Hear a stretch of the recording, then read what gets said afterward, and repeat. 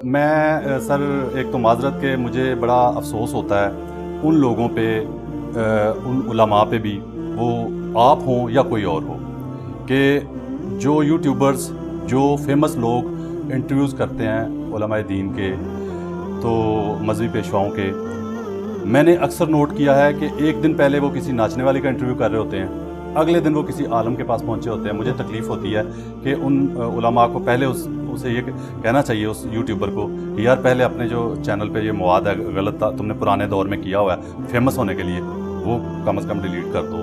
تو اس پہ کیا کہیں گے آپ؟ ہونا چاہیے؟ دیکھیں، اس میں میرا موقف ذرا ڈفرینٹ ہے جی، اور وہ اخلاص کے اوپر مبنی ہے۔ اس کی وجہ یہ ہے کہ ایک دن میں تو چینج نہیں آتی۔ ٹھیک ہے، سیدنا عمر رضی اللہ تعالیٰ عنہ کو بھی اتنے سمجھدار ہونے کے باوجود 6 سال لگے ہیں نبی الاسلام کی بات سمجھنے میں، ٹھیک ہے، اور ان کے برعکس حضرت بلال حبشی، حضرت عمار ابن یاسر، ان کے ماں باپ سیدہ سمیہ اور سیدنا یاسر، ان کو فوراً بات سمجھ آ گئی۔ یہ ہو سکتا ہے کہ کسی شخص کی کوئی بات دماغ میں ایسے اٹکی ہو کہ اسے حق تک پہنچنے میں ٹائم لگے۔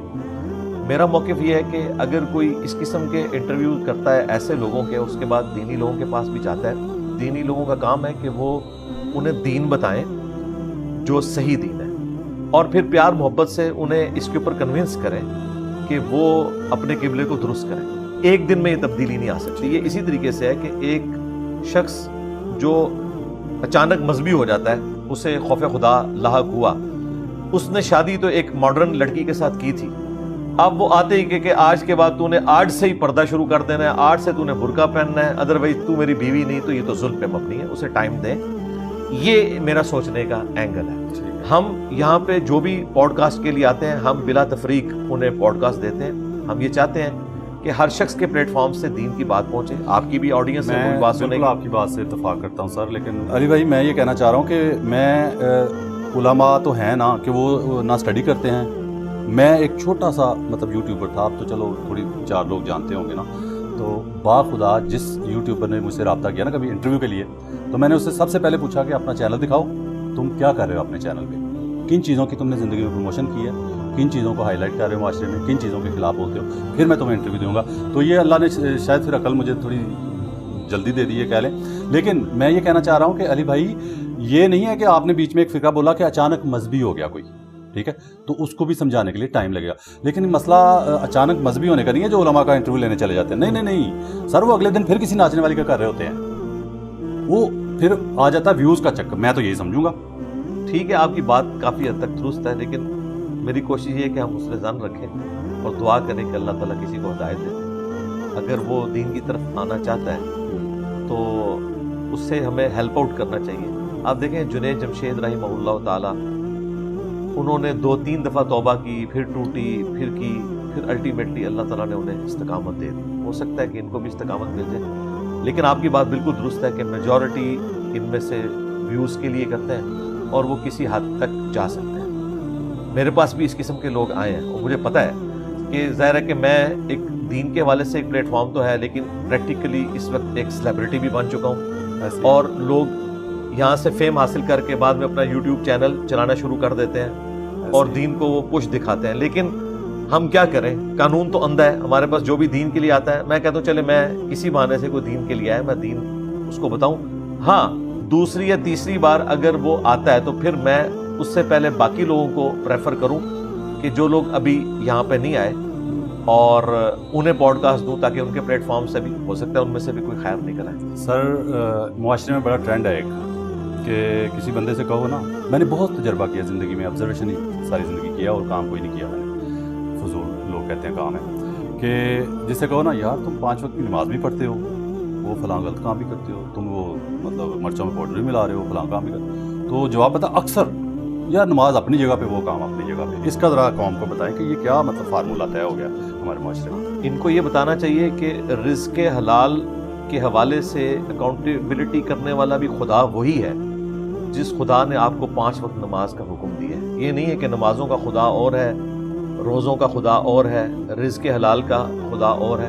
یہ بہت سینسٹیو میٹر ہے۔ رزق حلال جو ہے یہ اسلام میں حقوق العباد کے حوالے سے سب سے زیادہ ایمفیسائز جس کے اوپر کیا گیا ہے، اس میں رزق حلال ٹاپ پہ آتا ہے، کیونکہ جب آپ رزق حرام کماتے ہیں نا، تو صرف اللہ کا حق نہیں آپ توڑ رہے ہوتے بلکہ آپ کسی کو نقصان پہنچا کے، کسی کو ونریبل کر کے، صحت کے پوائنٹ آف ویو سے یا کسی اور معاملے میں، اور آپ اپنا بینیفٹ حاصل کر رہے ہوتے. قرآن حکیم میں سورۃ النساء میں اللہ تعالیٰ نے فرمایا کہ جو لوگ یتیموں کا مال ناحق کھاتے ہیں وہ اپنے پیٹوں میں جہنم کی آگ بھر رہے ہیں.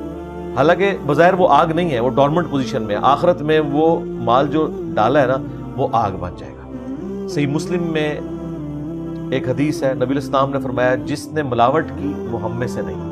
اور پوری حدیث یوں ہے کہ نبی الاسلام ایک اناج کے ڈھیر کے پاس سے گزرے، آپ نے اپنا مبارک ہاتھ اس میں داخل کیا تو انگلیاں گیلی ہو گئی. آپ نے فرمایا یہ کیا ہے؟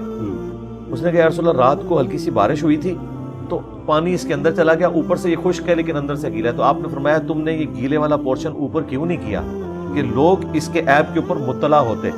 پھر آپ نے ساتھ جملہ بولا جس نے ملاوٹ کی وہ ہم میں سے نہیں. اچھا آپ دیکھیں یہ اتنا بڑا سبق تھا جو اوائل اسلام میں مسلمانوں نے لیا. دنیا میں سب سے بڑا اسلامک کنٹری آبادی کے لحاظ سے انڈونیشیا ہے. اب پاکستان کی آبادی ان کو کراس کر گئی ہے. کچھ عرصہ پہلے تک سب سے بڑا ملک انڈونیشیا، پھر اس کے ساتھ ملیشیا. یہ دو ملک ایسے ہیں جن کے بارے میں نان مسلم بھی مانتے ہیں یہاں کوئی مسلمانوں کی آرمی نہیں گئی. یہ ہندوؤں کے ملک تھے. چند مسلمان تاجر گئے، جب وہ سودا بیچتے تھے سودے کا عیب بھی بتاتے تھے. وہاں کے لوگ پریشان ہو گئے کہ یہ کون لوگ ہیں. تو انہوں نے بتایا کہ ہمارے دین کی اوبلیگیشن ہے کہ ہمارا رزق حلال نہیں ہوگا تو ہماری عبادت بھی قبول نہیں ہوگی اور سب کچھ برباد ہو جائے گا. اس لیے یہ ہمارے لیے سینسٹیو ایریا ہے کہ ہم اپنے چیز کا عیب تمہیں بتائیں. وہ اتنے امپریس ہوئے کہ وہ پورے ملک آپ کو مسلمان نظر آ رہے ہیں. اور دنیا میں نمبر 1 پریکٹسنگ مسلمان اگر کسی ملک میں ہے نا تو انڈونیشیا اور ملیشیا کے مسلمان ہیں. 80% سے زیادہ لوگ 5 وقت کی نماز پڑھتے ہیں. جمعہ پڑھنے والے تو آلموسٹ 100% ہیں. تصور ہی نہیں. جو لوگ وہاں رہ کے ہیں ان سے پوچھیں وہ بتائیں گے کہ فجر کی نماز کے بعد بھی لوگ اس طرح مسجد سے نکل رہے ہوتے ہیں جس طرح ہمارے جمعوں کا رش ہوتا ہے. تو وہاں پہ اسلام اسی تجارت کی برکت سے پہنچا. تو یہ ہماری ذمہ داری ہے ہم لوگوں کو رزق حلال کے حوالے سے بتائیں کہ ہم یہ کسی کے ساتھ زیادتی کر رہے ہیں، کسی کے ساتھ کھیل رہے ہیں. لیکن یہ حقیقت بات ہے کہ جو مسجد کا پلیٹ فارم ہے وہ خود بھی تو رزق حلال کا اہتمام نہیں کر رہا نا، تو وہ وہاں سے آواز کیسے بلند کرے؟ لوگ پوچھ سکتے ہیں. دیکھیں ویسے تو آپ کو یہ بتاتے ہیں کہ حضرت عمر سے کسی نے بڑے مجمع میں پوچھ لیا کہ یہ آپ نے لباس کیسے سلوایا، ہم آپ کا خطبہ اس وقت تک نہیں سنیں گے. حضرت سلمان فارسی کھڑے ہوئے تو انہوں نے بتایا کہ میرا بیٹا عبداللہ اس کا جواب دے گا. پھر انہوں نے بتایا کہ 2 چادریں جو ہے وہ ان کو ملا کے یہ لباس بنایا گیا ہے. میں نے اپنے حصے کی چادر اپنے والد کو دی تھی. پھر حضرت سلمان فارسی نے کہا کہ اب ہم آپ کی تقریر بھی سنیں گے، آپ کی اطاعت بھی قبول کریں گے. کریڈیبلٹی لیڈر کی ہونی چاہیے اور یہ لیڈر کا کام ہے کہ وہ اپنی کریڈیبلٹی پیدا کرے. بخاری مسلم میں حدیث ہے رات کے اندھیرے میں نبی الاسلام اپنی بیوی کو اعتکاف کی حالت میں تھے، گھر چھوڑنے کے لیے جا رہے تھے. راستے میں انصاری اصحاب تھے، انہوں نے حضور کو دیکھا ایک عورت کے ساتھ. اسٹریٹ لائٹس نہیں ہیں، بالکل گپ اندھیرا ہے. آپ رک کے آپ نے ان کو کہا ادھر آؤ. پاس بلایا، کہا یہ میری بیوی صفیہ ہے، یہ مجھے ملنے آئی تھی، میں اسے چھوڑنے کے لیے جا رہا ہوں. ان کے یا رسول اللہ ہم آپ کے بارے میں بدگمانی تو نہیں کریں گے کہ آپ کسی نامحرم عورت کے ساتھ رات کے اس اندھیرے میں؟ تو نبی الاسلام نے فرمایا کہ شیطان انسان کے جسم میں خون کی طرح دوڑتا ہے، تو میں نے یہ ضروری سمجھا کہ تمہیں کلیریفائی کروں. وہ کلیریفائی کرنے کی برکت سے نبی الاسلام نے ان کا ایمان بھی بچایا اور امت کو بھی یہ ایک لیسن دیا کہ آپ نے اپنے ماننے والوں کو جن کو آپ نے اپنے پیچھے لگایا، بھائی آپ لیڈرشپ کے اوپر ہیں، آپ نے ان کے سامنے اپنی ساری کی ساری کریکٹر کو واضح کرنا ہے. لیکن یہاں آپ دیکھیں اسلام آباد میں کتنے علماء ہیں جو سائیکل پہ آئے تھے، 10 سال کے اندر ان کے پاس گاڑی بھی آ گئی ہے، مکان بھی ہے اور ان کی ڈکلیئرڈ تنخواہ 25-30 ہزار روپیہ ہے. حالانکہ وہ روزانہ کا 25-30 ہزار خرچ کرتے ہیں. تو وہ کہاں سے آ رہا ہے؟ چندوں سے آ رہا ہے، کیونکہ مسجد کمیٹی کے اوپر قبضہ کرتے ہیں، چندہ بک کے اوپر قبضہ کرتے ہیں اور یوں ایک سلسلہ شروع ہو جاتا ہے. تو یہ ایک معاشرے کا المیہ ہے.